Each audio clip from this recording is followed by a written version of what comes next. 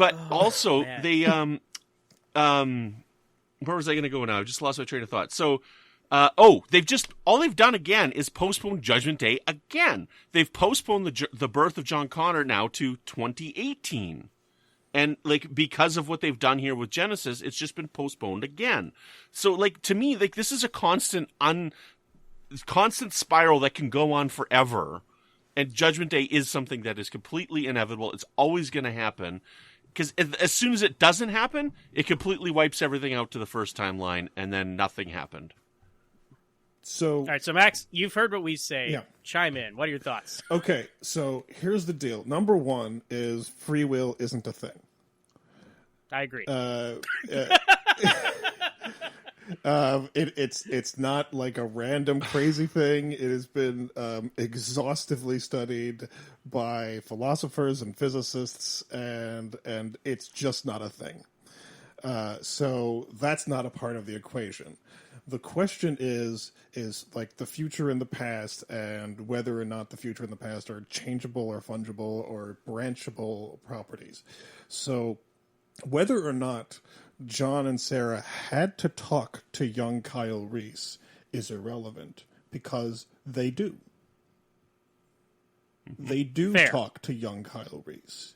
They might think that they have to. They might like have a conversation in the car on the way there, like, wait, hold on, this already happened. Why are we doing this? And Kyle is like, Sarah, honestly, I don't know. I'm from the future. I don't know what's going on. Like, I'm still trying to catch up. Like, what are cell phones?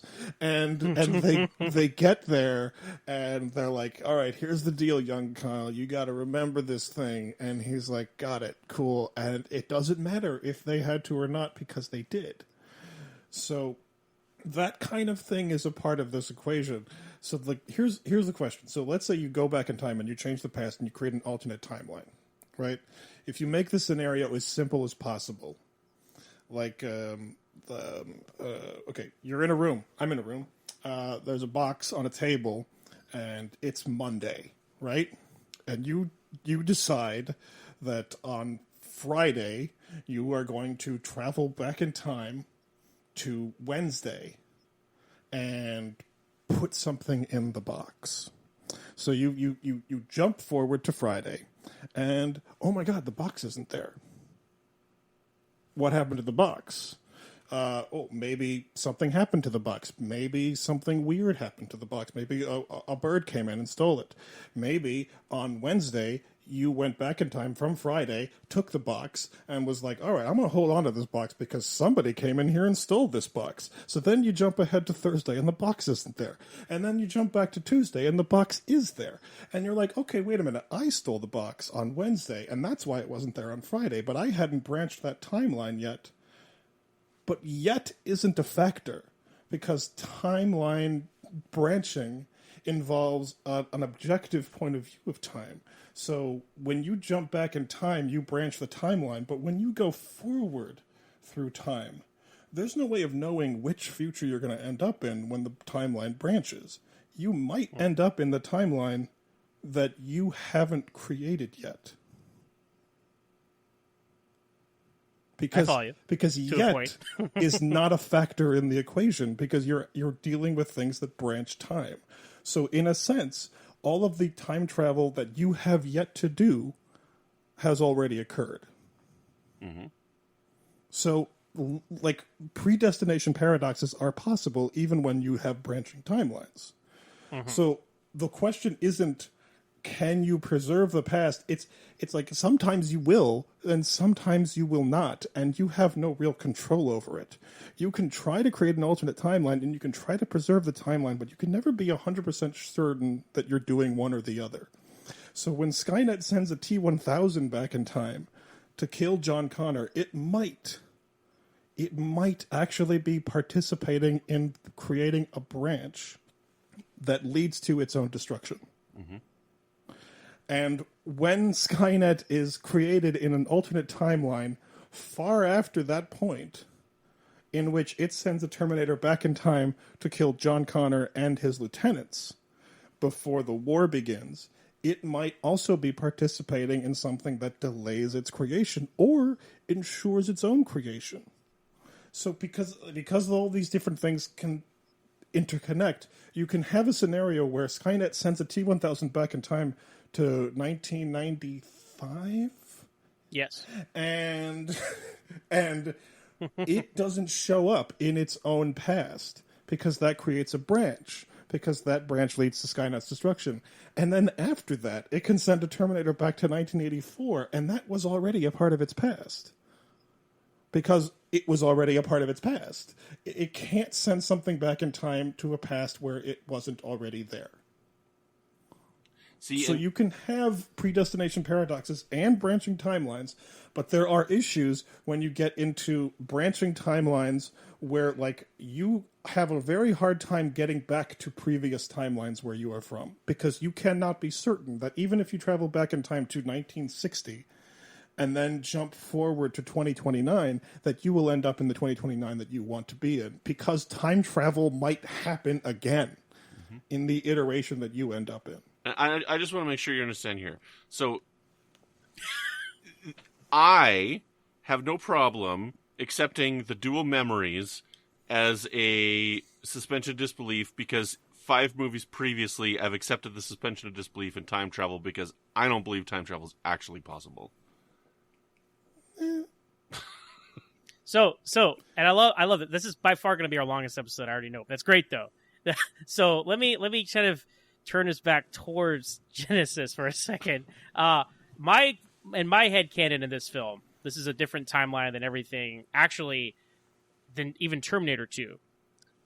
Because in my headcanon, and you guys let me know if you agree, disagree, you think I'm totally off on this, or if it's a branching timeline thing, the T-1000 in this film is the same Robert Patrick T-1000 that they sent back. Okay, and the Pops in this film is the T-800 they sent back for Terminator 2. But instead of Terminator 2, instead of going back to 1995, they went back to 1975 or 74, whichever it was. And those are the Terminators that killed Sarah's parents. And that the Uncle Bob Arnold from T2 is the Pops Arnold from Terminator Genisys, and it's the same T-1000 the whole time. That's how I reconcile the events of this film in my head. Yeah, I don't think so. That doesn't work. But it's a branching timeline. No, it doesn't work. It doesn't work because we know what happened to Skynet before the timeline sort of petered out and time travel stopped happening in it. We know where John Connor was, so it can't be the same one because John Connor died right after sending Kyle back, and the other T-800 was sent back by John Connor after sending Kyle Reese back to intercept the T-1000 that was sent back in time to a later point in time. The T-1000 was sent back first. Mm-hmm. Yep. So it can't be the same is real dicey here, because the sameness doesn't really apply when you've got multiple branching timelines. So in a sense, none of these John Connors are the same John Connor, and obviously that's true because they're all played by different actors. Okay, well you guys can see how I could think that way, though, right? No. Fair enough. I'm trying, bro. It's tough, man. So with that said, who in the context of this film, then we can at least play with this, right? They send back, which by the way, Arnold Schwarzenegger in the credits credited as Guardian, yes, which he should have been credited as Pops, but they call him throughout the whole film. But anyway, be that as it may, they send Pops back to protect Sarah, right? And he stays through the whole timeline. Is the T-1000 that we see in 1984 the one that got sent back to 1970 whatever and has just been looking for Sarah this whole time? That's another headcanon thing for me. The T-1000 is the T-1000 that was sent back to 1974. Yeah. Okay. I get that. Gotcha. So we're all in alignment there. It killed Sarah's parents. Pops and Sarah go off the grid, and the T-1000 doesn't know how to find them.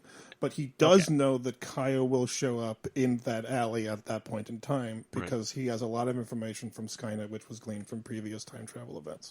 Okay, I follow you there. I agree on that point. Yeah. Yes. So when you had mentioned it earlier in the trivia, and I wanted to save it till now. So a couple of things that I have a problem with, and they're just minor things. So I had a problem with the Bill Paxton character being just because they were different at that point, and they'd done such a good job of trying to keep everybody look so similar, the dump truck driver Like, that could have been the same actor. They could have just lifted that from the previous Honestly, movie. they should have just got Bill Paxton back for that. Something like that. But, so the other problem that I have in this that's kind of a big one is the casting of the T-1000. Like, I think the guy does a good job, but when they're trying to duplicate everything so well, it throws me off, and it's such a minor point to get hung up on, that we've got this Asian actor instead of Robert Patrick, right? See, that didn't bother me because he's a shapeshifter. He has different appearances. Like, that doesn't bother me at all. Like, it's a completely valid in-universe reason for him to look different. And I felt like he embodied the character, the movement, and all that stuff fine, so it didn't bother me. Yeah, and he did a good job of it. It bugged me a little bit. It bugged me because the idea of an Asian American LAPD officer in the early 80s,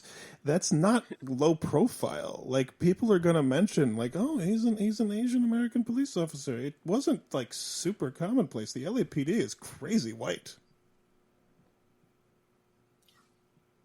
That is a valid point for the 80s, and therefore the 70s as well. Yeah, I mean, it's not a good choice if you want to blend in and disappear. I mean, it's... Also, but maybe, hold with me here, maybe instead of like the Robert Patrick default look, right, and maybe there was an Asian American cop, right, and he assumed that guy's identity, because it's not like Terminator 2, where he was like around for a week and could be like any guy. But if you're going to be around for 10 years, you actually have to, be a legitimate member of society. So perhaps he really did take on someone's identity, and that just happened to be the guy. I got it. In this timeline, racism isn't a thing.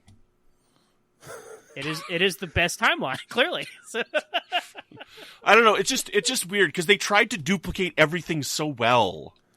Right? They did their homework, and they did a very good job of recreating like shots and angles. Like that angle of the dump truck at the beginning is the identical angle from the first movie. They did as much as they could, and then it's just weird. That's all. So well, okay, and this reminds me of something that I've reversed my opinion brought up on the beginning. Asian American cop thing. I think it was a brilliant idea because he could lean into the Asian American stereotype of being inscrutable and mysterious. And his fellow racist officers would just be like, who gets that guy? That guy's weird. Have you seen the way he runs?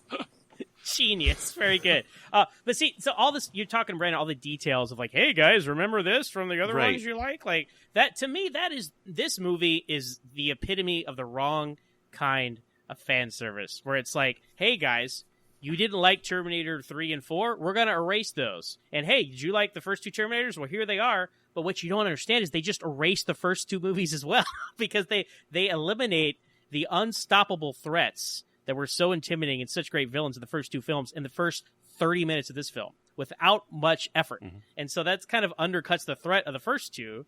And then it's like, it's giving you what you think you want, but ultimately if you step back and look at it, it's not what you wanted. And that's my take on it. I was like, hey, remember the Nike shoes? That's cool. Yeah, it is cool. But your story is crap. So it doesn't matter to me. That's where I stand. I don't know, but to me, it's not crap. And I liked the nostalgic elements. When they had it to me, like I went into this movie, all I'd heard is bad about it. This movie's terrible.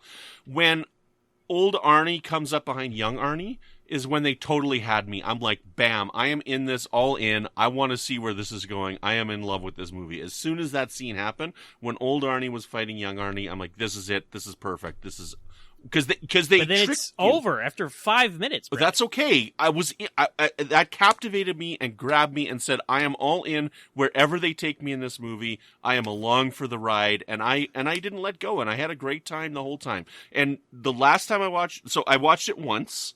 Like, I don't know, a year or two ago. And then I watched it last week to prep for this, and I watched it again tonight. And every time, that's the spot. When they have that, I'm along for the ride. They just grab me, and that completely captivates me because it's something different where we've got Arnie fighting Arnie.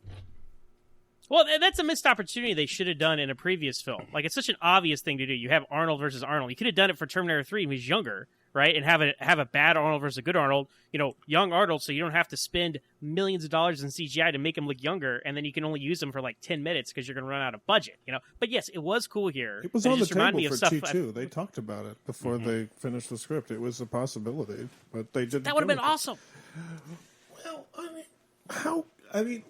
look, here's the thing. I don't really care about any of that. I definitely, when I watched this movie, it had come out on video. I did not